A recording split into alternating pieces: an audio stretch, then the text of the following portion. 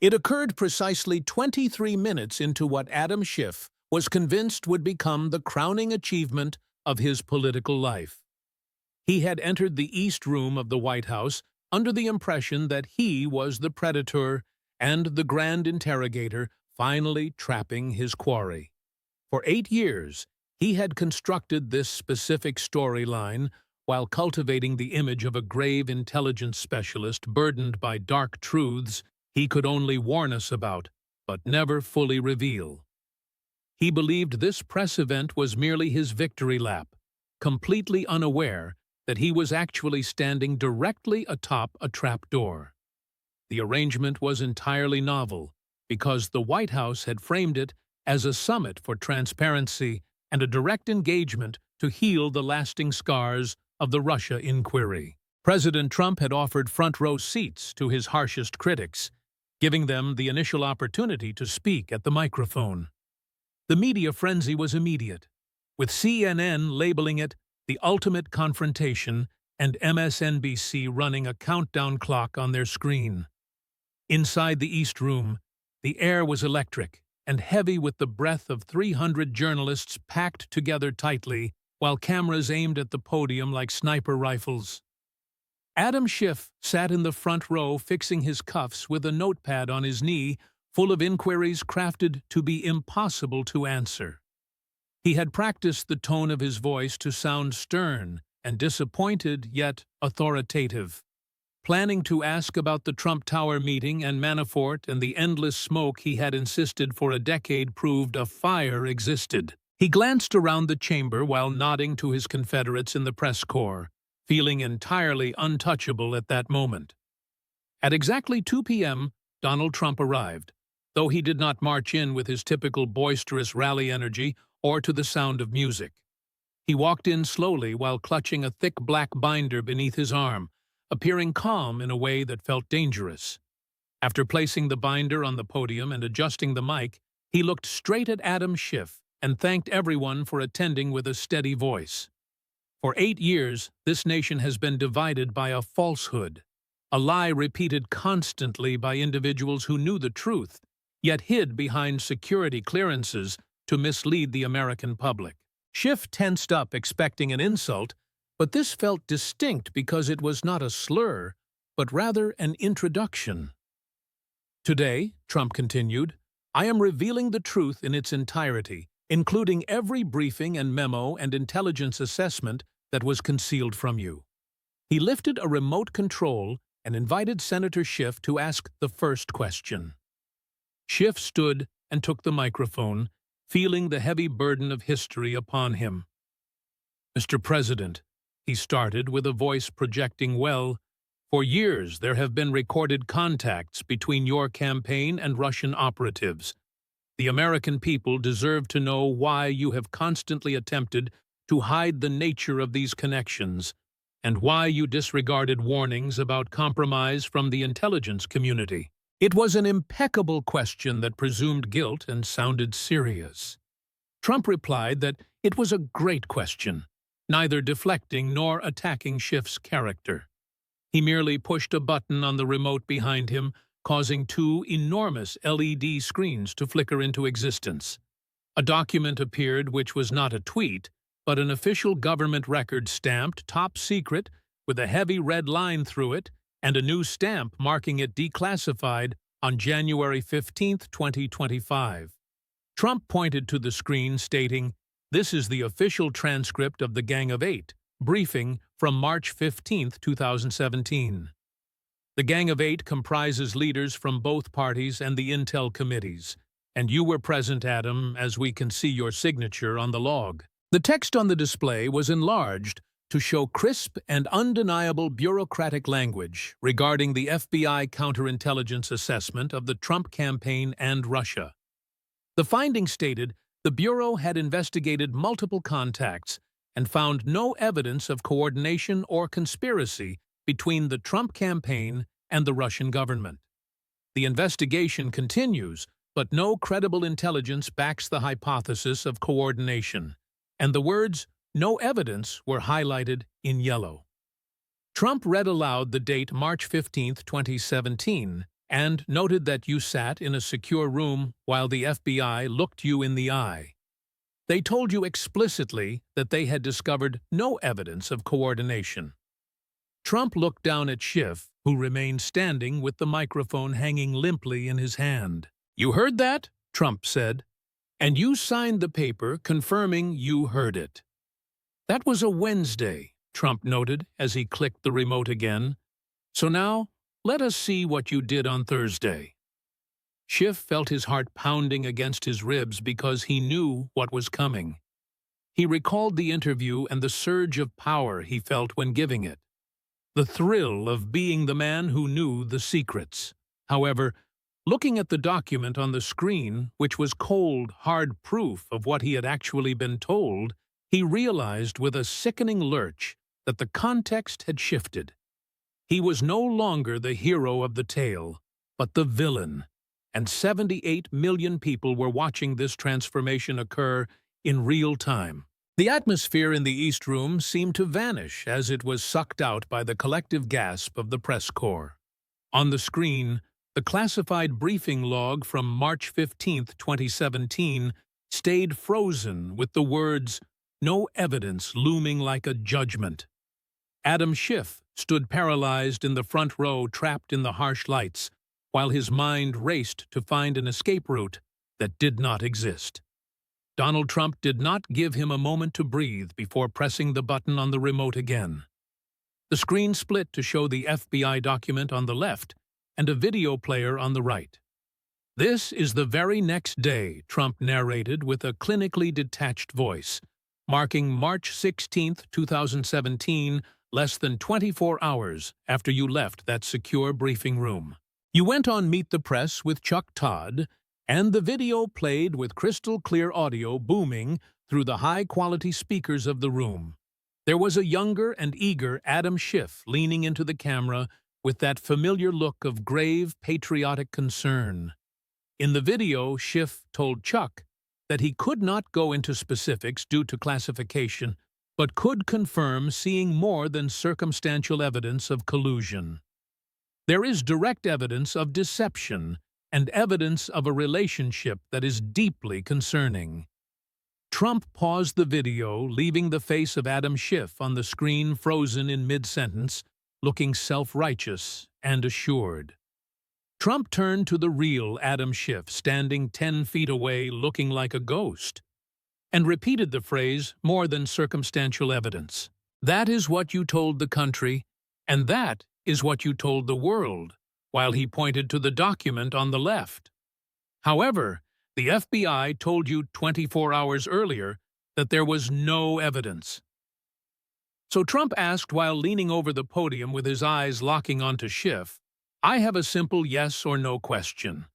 Were you lying to the FBI in the briefing, or were you lying to Chuck Todd on television?" The silence that ensued was heavy enough to crush bone. This was not a political debate where one could pivot to broad themes or national security concerns. This was a binary trap, where two contradictory facts were displayed side by side, meaning one of them had to be a lie. Schiff raised the microphone with a hand that was trembling with a subtle vibration, visible to everyone in the room. "Mr. President," Schiff said with his voice straining for authority, but coming out thin, "you are cherry-picking a single initial assessment from the early stages of an investigation. As you know, intelligence evolves, and there were contacts." "Stop," Trump commanded, not as a shout, but as a snap of a whip. "Do not use the word evolved, because the FBI said no evidence while you said direct evidence. That is not evolution, Adam. That is fabrication." "You looked the American people in the eye," Trump continued with his voice rising in intensity, "and you used your position on the Intelligence Committee to sell a lie. You told them to trust you because you had seen the secret papers, knowing they could not see the papers themselves. You banked your entire career on the fact that these documents would remain classified forever." Trump gestured to the screen, noting that they are not classified anymore, and the shield is gone. You frightened the country, Trump said, and you told grandmothers in Ohio that their president was a Russian agent. You told soldiers that their commander-in-chief was a traitor, causing millions of people to lose faith in their government. You did it, Trump said, pointing to the date on the document, knowing it was not true. You walked out of that secure room, put on your makeup, sat in that chair, and you lied. Schiff tried to interrupt again, stating the Mueller report subsequently found multiple instances, but Trump roared that the Mueller report found no conspiracy, slamming his hand on the podium. Just like the FBI told you in 2017, just like the CIA told you, and just like everyone told you. Trump took a breath to compose himself and looked out at the press corps, who were furiously typing with their faces lit by the glow of the damning screens. But it was not just once, was it? Trump asked softly. If it was just one mistake, maybe we could forgive it. Perhaps you misheard or were confused. He clicked the remote, and the screen changed to show a timeline stretching across the massive display. A horizontal line marked with dates showed red dots representing intelligence briefings above the line, and blue dots representing Schiff's TV appearances below. We checked the records, Trump said, and we matched every single time you went into the sensitive compartmented information facility with every single time you went on television. May 2017, Trump read, Briefing says no changes to assessment, yet you go on CNN saying evidence is hiding in plain sight. July 2017, Trump continued, Briefing says Steele dossier is unverified and likely fabricated, yet you go on MSNBC saying the dossier is proving to be accurate. It is a pattern, Adam, Trump said, meaning it is not a mistake but a strategy. Schiff stood there with the microphone feeling like a piece of lead in his hand. He realized, with a terrifying clarity, that Trump was not just debating him, but dismantling him.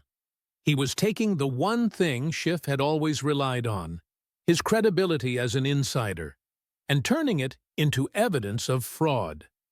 You were not an investigator, Trump said, looking at him with something approaching pity. You were a screenwriter.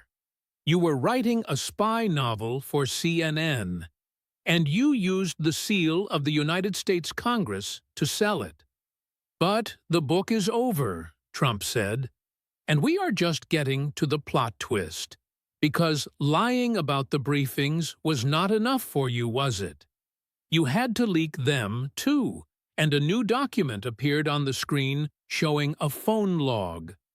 Schiff's stomach dropped because he knew those numbers and he knew those dates. The trap had not just sprung, it was closing around his neck. The phone log on the screen was bad, but Donald Trump was not ready to talk about leaks yet, because he wanted to finish the autopsy of the lie first. He wanted the audience to understand the sheer scale of the deception. One lie is a mistake, Trump said, clicking the remote to clear the single document, and two lies is a coincidence. But what Adam Schiff did was an industry. The screen behind Trump transformed, replacing the static documents with a dynamic scrolling graphic. It looked like a stock ticker, but instead of prices, it showed dates and network logos and quotes. My staff did a little project, Trump said, gesturing to the wall of data, and we went back through the last 8 years. We found every single time you went on television, including CNN and MSNBC, and Sunday shows and late-night shows claiming you had seen evidence of collusion. He paused, letting the endless timeline scroll, noting they counted 227 times. He let the number hang there, 227 times. You looked into a camera and looked at the American people and said, some variation of the evidence is in plain sight. Or, I have seen direct evidence, or the proof is overwhelming. Trump pressed a button to watch the highlight reel. A video began to play which was a supercut, edited for maximum impact. It cut to Schiff on CNN saying, I have seen direct evidence, then to Schiff on MSNBC saying more than circumstantial, and then to Schiff on The View, claiming ample evidence of collusion. The clips came faster and faster, showing Schiff in a blue tie or a red tie, or in a hallway or in a studio. The background changed and the interviewer changed, but the line never did, becoming a drumbeat of deception, screaming evidence, evidence, evidence. In the corner of the screen, a digital counter ticked up with each clip, reaching 47, then 89, then 143, then 192. Adam Schiff stood in the front room, forced to watch a montage of his own dishonesty, which was agonizing. The cumulative effect was devastating because, seen individually over 8 years, the appearances seemed authoritative, but seen all at once, they looked like the raving of a con man trying to sell a monorail. The counter hit 227, and the screen froze on a close-up of Schiff's face, looking particularly smug.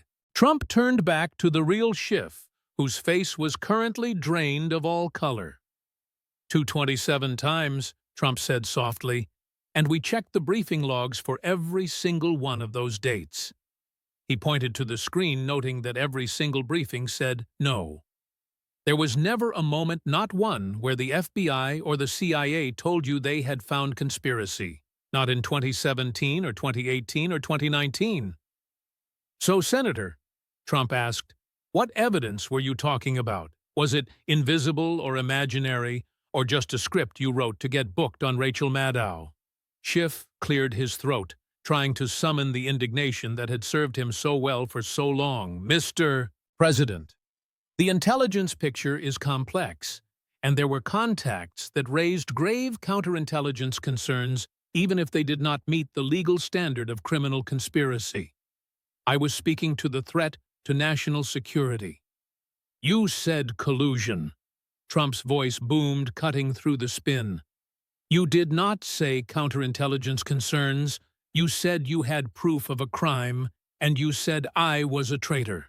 That is not evolving intelligence, Senator, Trump said, dropping his voice to an icy calm. That is systematic lying. You built a career on a phantom and became a star, raising millions of dollars and getting book deals, all because you claimed to have a secret that did not exist. The room was silent, and the reporters, many of whom had booked Schiff for those very segments, looked down at their notepads knowing they were part of the montage too. But lying on TV is one thing, Trump said, moving back to the podium. That is just dirty politics. What you did next, Trump said, reaching for the remote, is a crime. The timeline of TV appearances vanished, and the screen went black for a beat, cleansing the palette, before a new image appeared. This one was not a list or a video, but a web, a complex network diagram lighting up the screen. In the center was a picture of Adam Schiff, with lines radiating out from him, connecting to logos of major news organizations like the New York Times and CNN.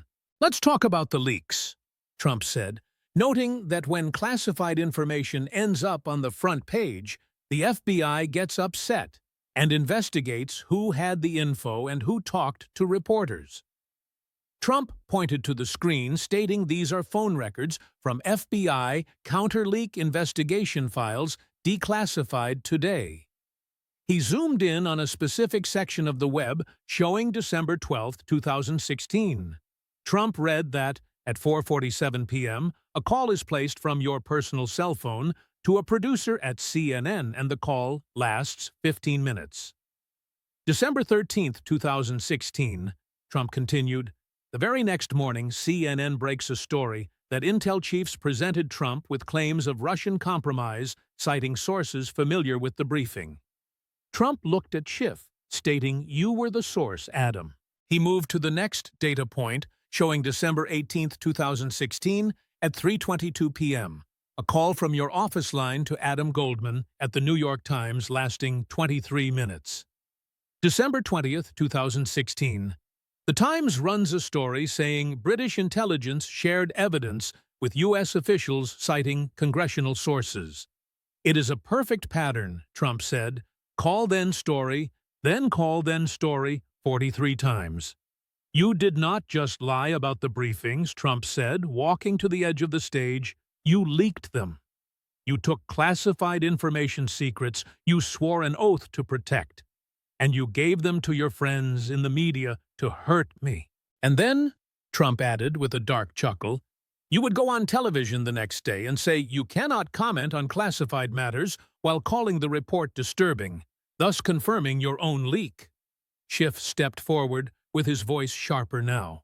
Mr. President, these are characterizations, and you are drawing inferences from standard interactions with the press. Members of Congress speak to reporters every day as part of our oversight duty.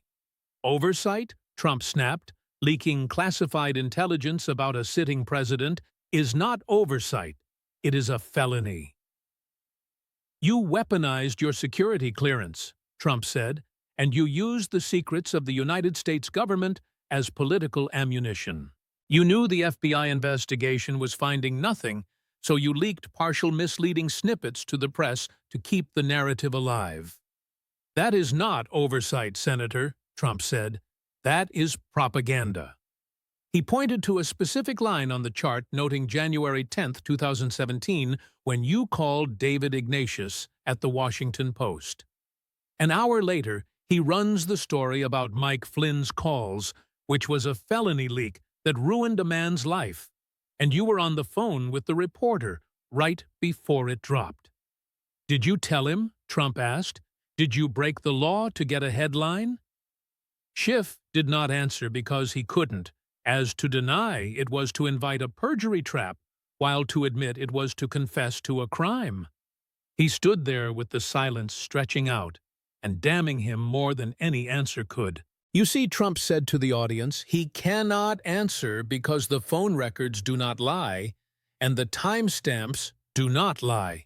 For 8 years, you told everyone I was the security threat and that I could not be trusted with the nuclear codes. But looking at this map, Trump said, gesturing to the web of leaks, it looks like the real security threat was sitting in the chairman's chair. You leaked and you lied and you got caught. Trump turned back to the podium stating that leaks are bad. However, fabricating evidence in an official impeachment hearing is worse because that is fraud. So let's talk about the parody. Donald Trump adjusted the papers on his podium as the atmosphere in the East Room shifted from shock to a grim fascination. The reporters, who for years had treated Adam Schiff as a high priest of truth, were now watching him be defrocked in real time. We have seen the lies, and we have seen the leaks, Trump said. But now, let's talk about the theater as he clicked the remote, causing the web of phone records to vanish. September 26, 2019, Trump announced the House Intelligence Committee impeachment hearing with millions of people watching. You remember this, don't you, Adam? Trump asked, when you decided to read the transcript of my call with President Zelensky, or what you said was the transcript. The screen split again, showing the actual official transcript released by the White House on the left, and a video of Adam Schiff sitting in the chairman's seat on the right. Let's listen to what you told the American people, Trump said, pressing play. In the video, Schiff looked into the camera and began to read with dramatic flair, saying, I have a favor I want from you, though. I am going to say this only 7 times, so you better listen. Good, I want you to make up dirt on my political opponent. Understand lots of it on this and on that.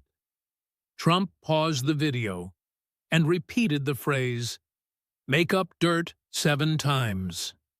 He turned to the transcript on the left side of the screen, stating, I am looking at the transcript, Adam.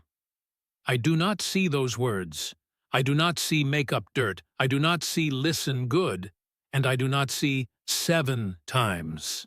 You made them up, Trump said with his voice flat, sitting in a congressional hearing with the seal of the United States behind you reading a fictional script that you wrote. You put words in the mouth of the President of the United States that were never spoken. Schiff stepped forward with his face flushed, stating, Mr. President, As I stated at the time, that was a parody. It was a characterization of the essence of your corrupt demand meant to convey the gravity. Parody, Trump interrupted, incredulous. You are the chairman of the Intelligence Committee leading an impeachment inquiry. It is not Saturday Night Live. It is a legal proceeding. Trump pulled a card from his pocket saying, "You say it was parody. So let's see if the audience got the joke." 63%, Trump read.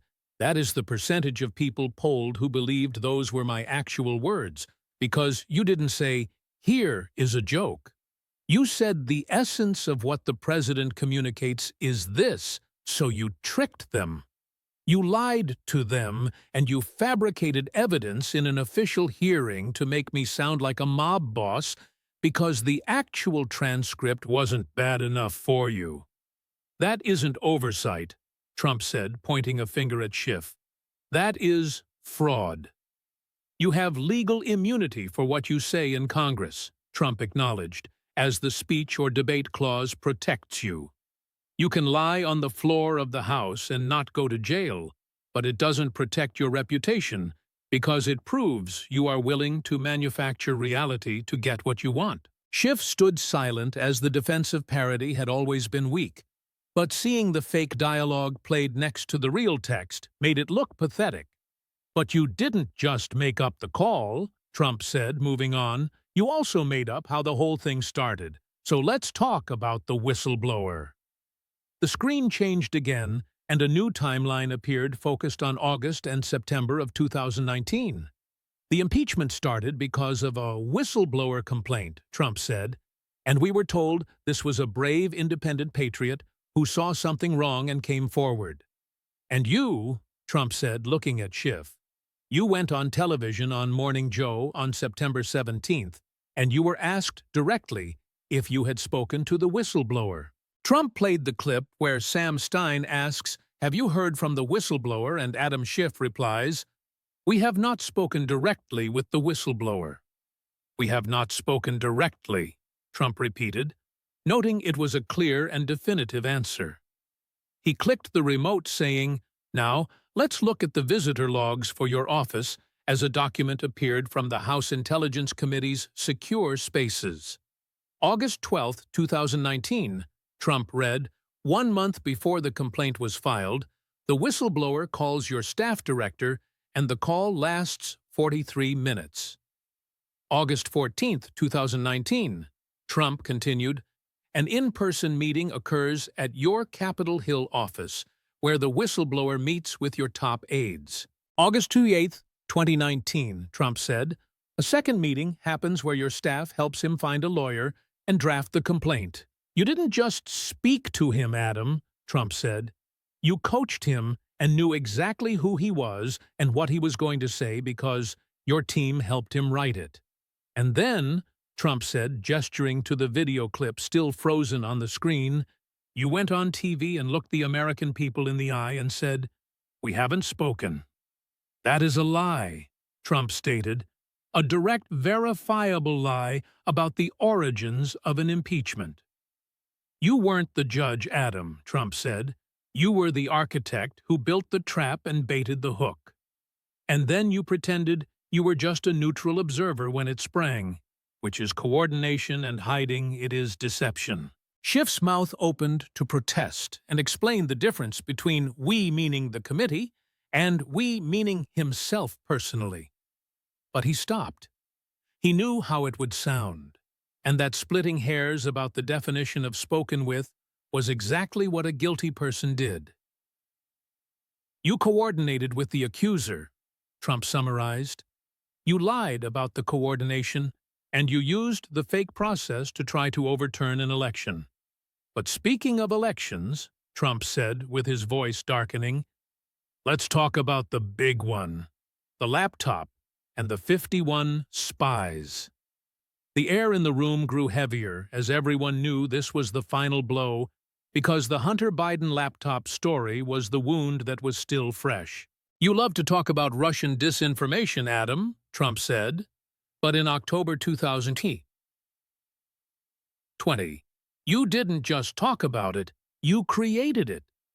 Trump clicked the remote, and the screen went black as he stated, "This is the smoking gun." The East Room was quiet enough to hear the hum of the hard drives powering the displays. Donald Trump stood at the podium with his expression shifting from the aggressive prosecutor to something quieter and more dangerous. We've talked about Russia and Ukraine and the leaks, but there is one more lie which didn't just smear a president, but saved a candidate and changed an election. He clicked the remote, and the screen flared to life with a new document setting the scene in October 2020. 3 weeks before the presidential election. The New York Post publishes a story about a laptop belonging to Hunter Biden, with emails and photos and evidence of foreign business dealings.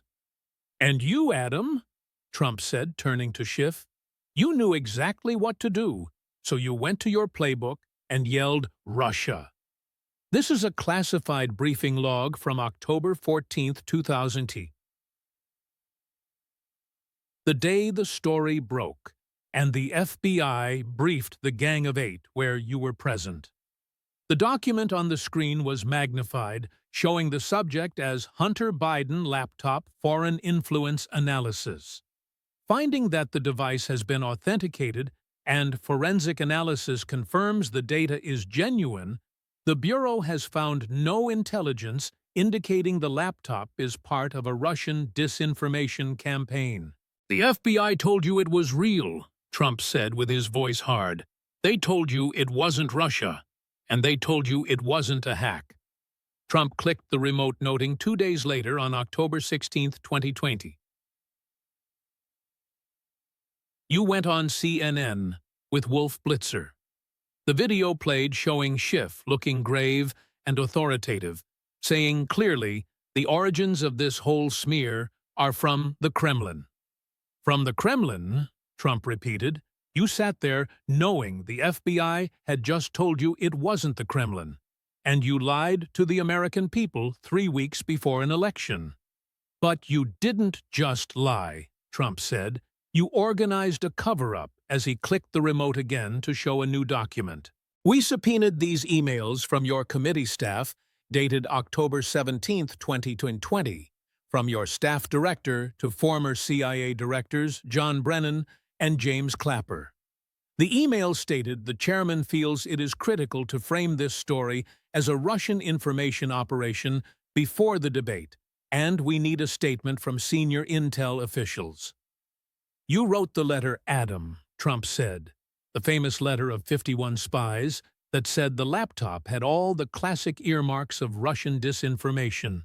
You organized it, your staff drafted the talking points, and you got 51 former officials to sign their names to a lie that you knew was a lie because you had seen the FBI report.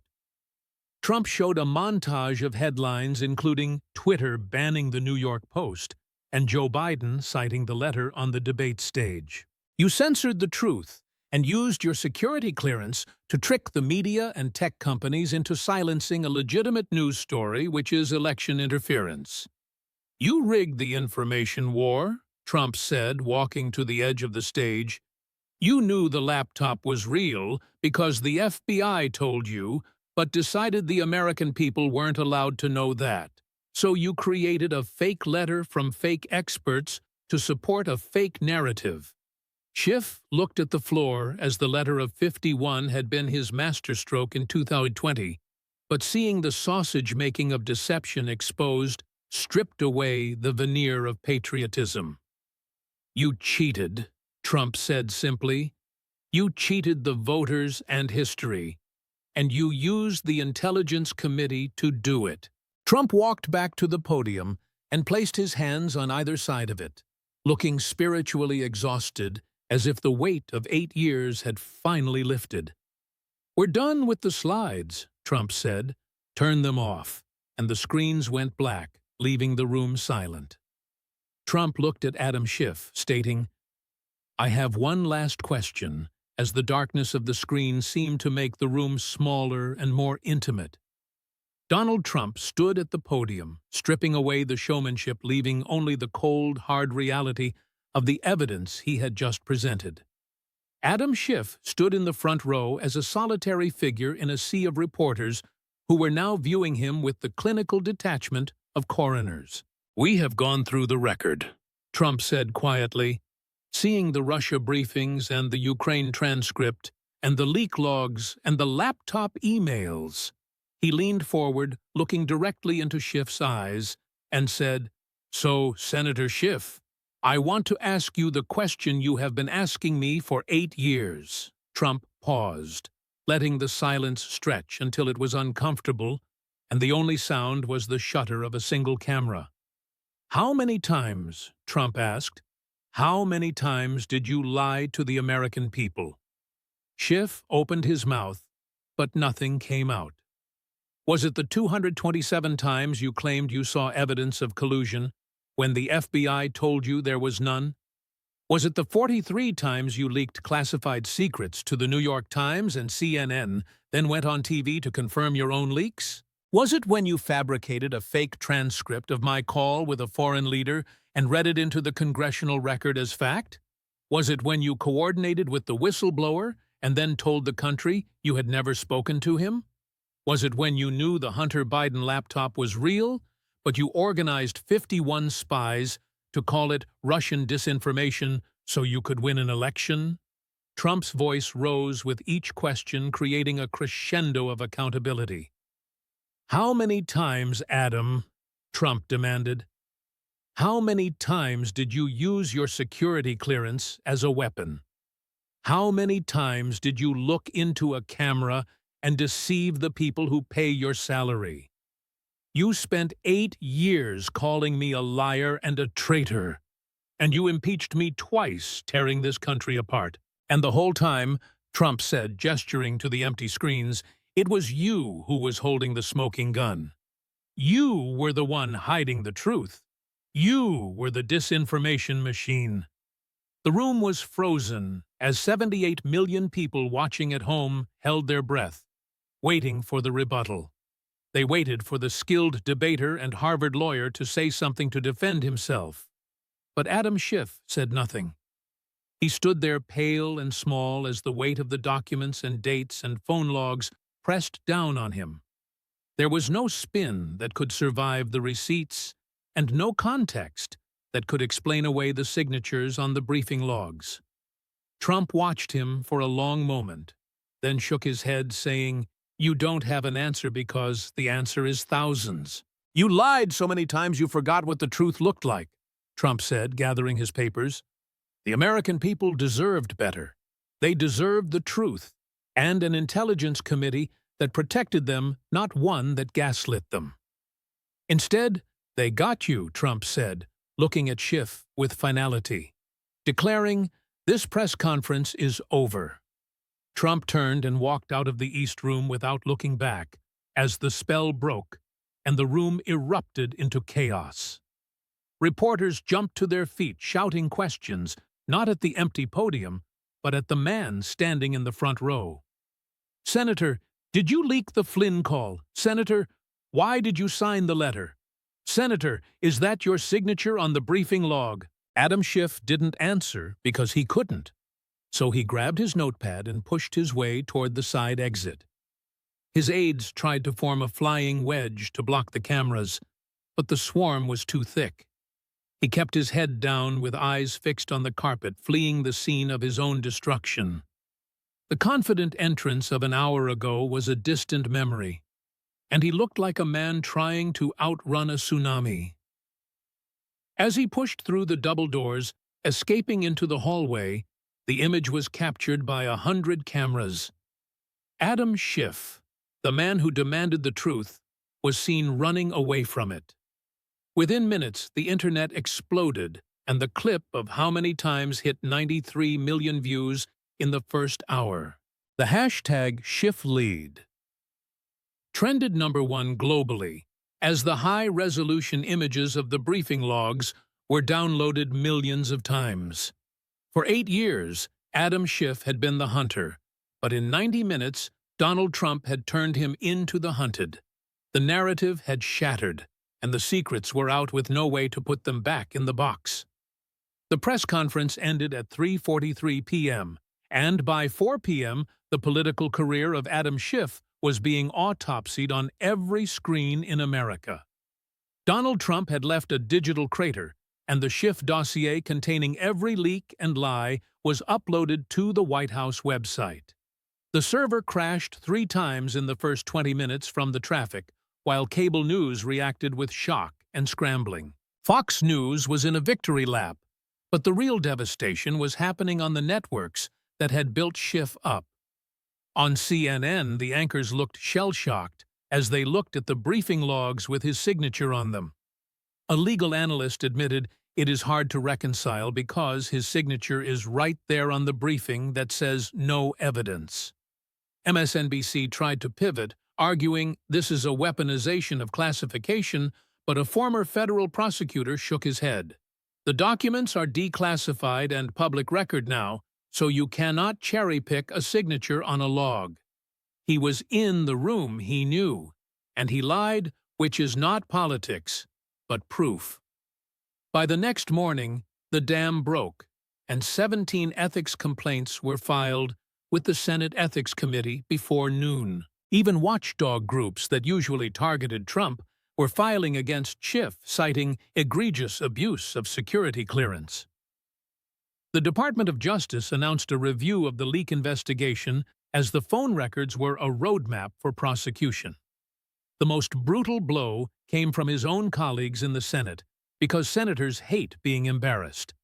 Schiff had embarrassed the entire institution and used the Intelligence Committee as a partisan toy. A resolution was introduced to remove Schiff from the Intelligence Committee, and usually these votes split down party lines. Not this time, as the vote was 67 to 33, with 17 Democrats crossing the aisle to vote against him. It was a stunning rebuke, because when your own party votes to strip you of your assignment, you are dead walking. The polling in California confirmed the collapse as Schiff's approval rating plummeted from 58% to 29% in a single week. It was the fastest drop in the history of modern polling, and the Washington Post published a massive feature called The Schiff Timeline. Schiff went into hiding, canceling his town halls and fundraisers and refusing all interview requests except one disastrous appearance on MSNBC. The invincible senator and giant of the resistance had been reduced to a cautionary tale who was now radioactive. Book deals were canceled, and speaking agencies dropped him, while the letter of 51 spies issued statements claiming they were misled. 6 months after the press conference, Adam Schiff stood at a podium in a hotel ballroom in Los Angeles which was half empty. After much consideration and consultation with my family, I have decided not to seek re-election to the United States Senate. He didn't mention the press conference or the documents, but talked about new chapters and passing the torch. Everyone knew the truth was that he was quitting because he was going to lose by 38 points in the primary. A newcomer named Katie Porter had launched a campaign with ads that were just clips of Trump's press conference. Schiff finished his speech, taking no questions, and walked off the stage, marking a quiet, pathetic end to his career. 1 year later, Donald Trump sat on the patio at Mar-a-Lago while a historian interviewed him for a biography. The historian asked if he had any regrets about what he did to Adam Schiff, and Trump smiled without gloating. "I didn't do anything to him," Trump said, taking a sip of Diet Coke. "I just turned on the lights." He destroyed himself because he spent 8 years building a lie, thinking he was safe, because the truth was classified. He forgot that the president has the ultimate power to declassify, and he forgot to check his homework. The historian asked if he felt vindicated, and Trump corrected him, saying, "The country is vindicated." For 8 years, they were told their president was a traitor, and were lied to by the people supposed to protect them. The declassification fixed that by showing them who the real liars were. When asked about the lesson, Trump leaned forward and said the receipts don't lie. You can spin and act, but if the documents say no evidence and you say direct evidence, eventually you are going to get caught. Schiff thought he was the smart one, but he forgot the first rule of prosecution, which is never ask a question if you don't know the evidence. I knew what the evidence showed because I had the receipts, Trump said, tapping the table. The legacy of Adam Schiff was cemented not as the man who fought Trump, but as the man who lied 227 times. He became a verb in Washington, where to Schiff, someone meant to lie about classified info until caught. Congress passed the Schiff Accountability Act, and the intelligence community overhauled its reporting standards. Every time a politician claimed secret evidence, the American people remembered the East Room and knew the answer was too many.